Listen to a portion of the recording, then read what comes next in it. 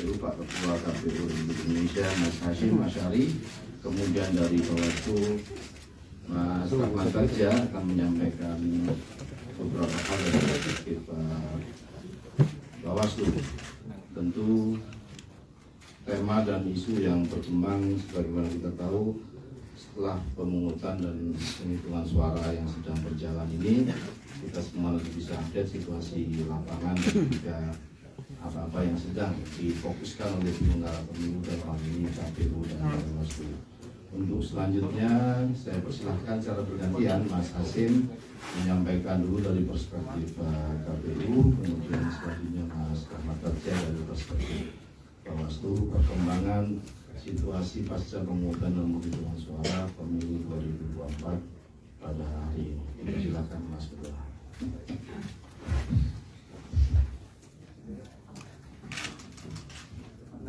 Assalamualaikum warahmatullahi wabarakatuh. Selamat sore dan salam sejahtera untuk kita sekalian. Yang saya hormati Mas Rahmat Bagja, Ketua Bawaslu Republik Indonesia.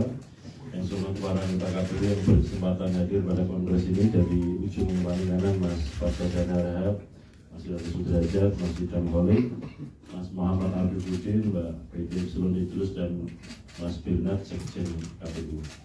Pada kesempatan ini kami akan menyampaikan beberapa update perkembangan, dan juga nanti Mas Bagja juga akan menyampaikan update perkembangan dan apa-apa yang disampaikan oleh Bawaslu nanti akan kami respon berikutnya.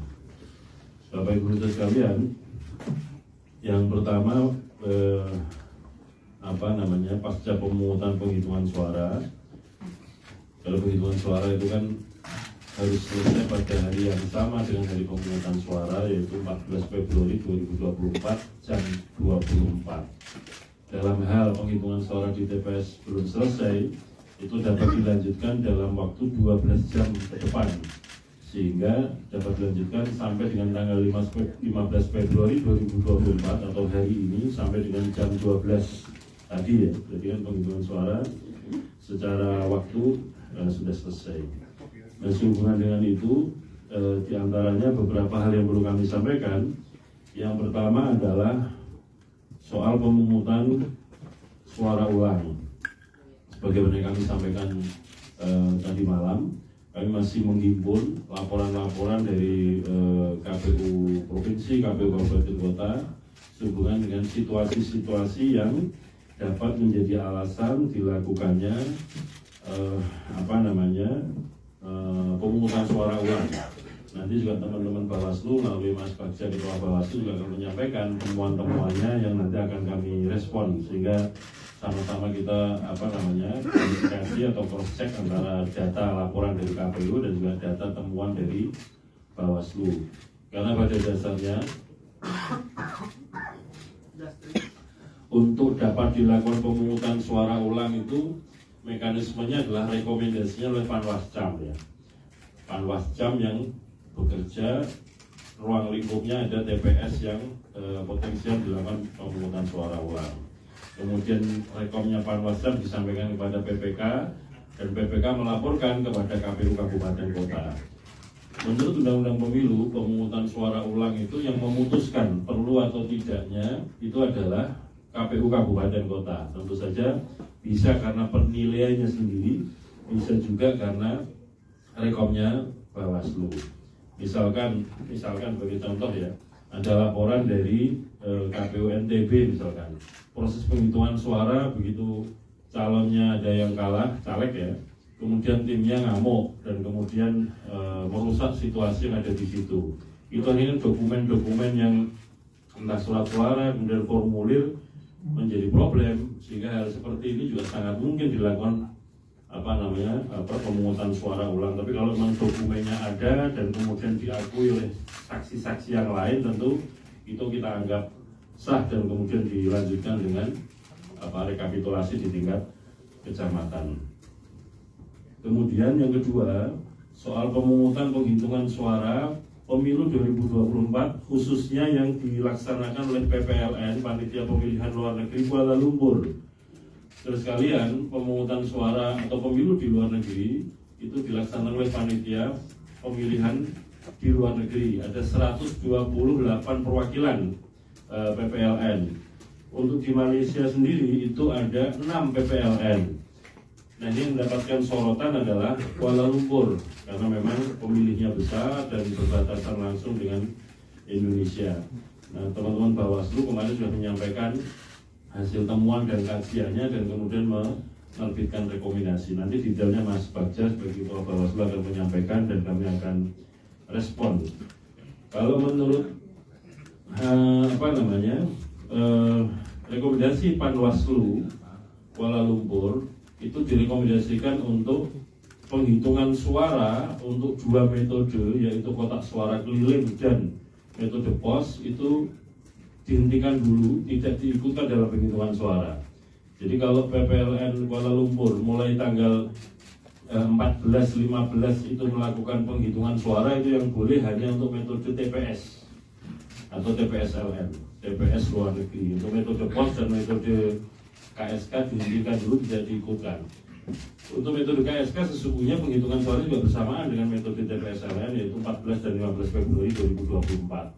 Nah, untuk metode pos itu jadwalnya dihitung untuk metode pos 15 sampai 22 Februari. Sekali lagi untuk 2 metode itu dihentikan dulu, tidak diikutkan karena ada temuan-temuan yang sebenarnya KPU sendiri sudah mengetahui ada situasi yang secara prosedural dan kebetulan apa yang jadi yang diketahui oleh KPU dan juga ditemukan Bawaslu ini sinkron, sehingga kemudian nanti situasinya potensial untuk metode pos dan metode KSK kotak suara keliling khusus di Kuala Lumpur akan dilakukan pemungutan suara ulang. Detail-detail dan kemudian mekanismenya kami di KPU Pusat akan mempersiapkan segala sesuatunya, tentu saja nanti berkoordinasi dengan Bawaslu.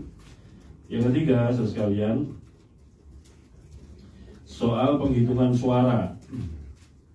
Jadi di dalam penghitungan suara di TPS kemarin ada di beberapa tempat, sebagaimana yang tadi malam kami sampaikan dan juga teman-teman Bawaslu sampaikan, terdapat surat suara yang tertukar. Nah, dalam situasi ini, yang pertama, dalam hal terdapat surat suara yang tertukar dengan surat suara dari daerah pemilihan lainnya dan telah tercoblos oleh pemilih, maka sikap kami yang pertama adalah untuk surat suara pemilu anggota DPR, DPRD Provinsi, DPRD Kabupaten Kota dinyatakan sah untuk menjadi atau dihitung sebagai suara partai. Nah, kalau yang kedua, kalau surat suara DPD dari daerah pemilihan provinsi lain dinyatakan tidak sah karena masing-masing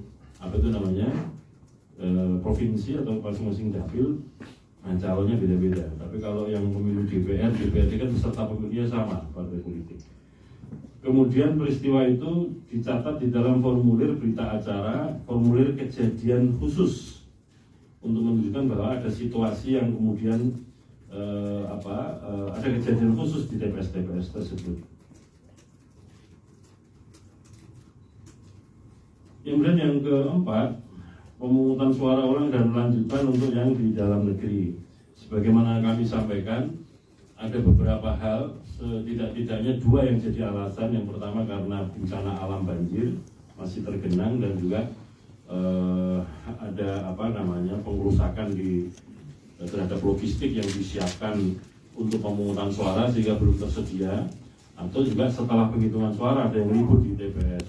Nah, ini yang kemudian nanti akan dilakukan ada 2 kemungkinan, apakah pemungutan suara ulang atau pemilu lanjutan. Tentu saja untuk pemilu lanjutan ini bagian dokumennya sudah, alat perlengkapan pemungutan suara sudah tersedia, tapi kemarin ada yang terlambat di beberapa tempat seperti saya sampaikan dari malam. Nah, menurut Undang-Undang Pemilu, pemungutan suara ulang itu maksimal dilaksanakan 10 hari setelah hari pemungutan suara. Namun demikian, tentu kami akan mengkaji dan mempertimbangkan situasi lapangan, karena misalkan seperti yang di Demak ini, kalau banjirnya belum surut melampaui 10 hari kan juga belum tentu bisa dilakukan dalam durasi 10 hari. Tentu situasi ini juga oleh teman-teman KPU Kabupaten Kota yang punya kewenangan untuk menetapkan pemungutan suara lanjutan, itu akan dibuatkan catatan dalam berita acara kejadian khusus. yang terakhir saudara sekalian soal Sirekap ya. Banyak sekali kiriman-kiriman baik melalui WA kepada kami maupun unggahan-unggahan di media sosial tentang, terutama ya teman-teman juga pasti mengikuti perkembangannya, ada perbedaan antara formulir C hasil ukuran kuarto yang diunggah, saya ulangi, kan yang diunggah itu formulir C hasil yang ukuran plano, hasil foto Sirekap. Jadi di TPS itu ada ukurannya plano yang besar, itulah yang difoto oleh anggota KPPS menggunakan fungsi foto di dalam aplikasi Sirekap. Itu yang diunggah. Kemudian menggunakan sistem di dalam Sirekap, ada sistem untuk konversi yang membaca membaca formulir tersebut dan kemudian secara otomatis akan muncul angka hitungannya. Nah di situ yang ada problem ya. Nah, oleh karena itu kami di KPU Pusat melalui sistem yang ada itu termonitor daerah mana saja yang antara unggahan formulir C hasilnya dengan yang konversinya salah itu termonitor. Jadi semua yang disampaikan kepada kami melalui WA maupun yang diunggahan-unggahan media sosial itu pada dasarnya melalui sistem termonitor. Mana yang pas, mana yang tidak, mana yang cocok, mana yang tidak. Dalam situasi ini kan bukan soal sementara ini yang kami ketahui atau yang kami dapatkan laporan itu adalah, atau juga respon dari teman-teman jurnalis kepada kami, itu adalah formulir yang diunggah itu nampaknya kan dari segi penjumlahan atau penghitungannya belum ada laporan yang salah. Yang salah atau tidak tepat itu kan antara yang diunggah dengan yang dikonversi menjadi angka hitungannya itu. Nah oleh karena itu kami sebenarnya mengetahui, dan tentu saja untuk yang penghitungan atau konversi dari yang formulir ke angka-angka penghitungan akan kami koreksi sesegera mungkin. Pada dasarnya begini sekalian, patut kita syukuri bahwa Sirekap ini bisa bekerja. Apa indikatornya? Karena publik mungkin bisa melaporkan kepada KPU. Kalau Sirekap nggak bekerja, nggak mungkin ada orang bisa lapor, bisa mengetahui. Teman-teman bisa mengetahui bahwa publikasi formulir C hasil yang diunggah dengan konversinya salah itu gara-gara bisa mengakses Sirekap kan? Oleh karena itu patut kita syukuri ada Sirekap yang bisa mengunggah itu, dan kemudian hasil penghitungan di TPS bisa diketahui oleh publik. Jadi nggak ada yang sembunyi-sembunyi, nggak ada yang diam-diam, tapi semuanya kita publikasikan apa adanya. Sehingga katakanlah misalkan ada formulir C hasil plano yang diunggah, ada yang salah hitung atau salah tulis, nanti juga akan kita koreksi. Nah koreksinya kalau untuk yang formulir ya, kalau ada yang salah hitung atau salah jumlah atau salah tulis, itu nanti akan dikoreksi melalui mekanisme rekapitulasi di tingkat kecamatan. Dan nanti formulir hasil rekapitulasi tingkat kecamatan, formulir D, itu juga akan diunggah di dalam Sirekap. Sehingga nanti siapapun bisa ngecek ulang apakah formulir-formulir yang katakanlah sekiranya atau seandainya ditemukan yang salah hitung atau salah tulis sudah dikoreksi atau belum di mekanisme rekapitulasi di tingkat kecamatan.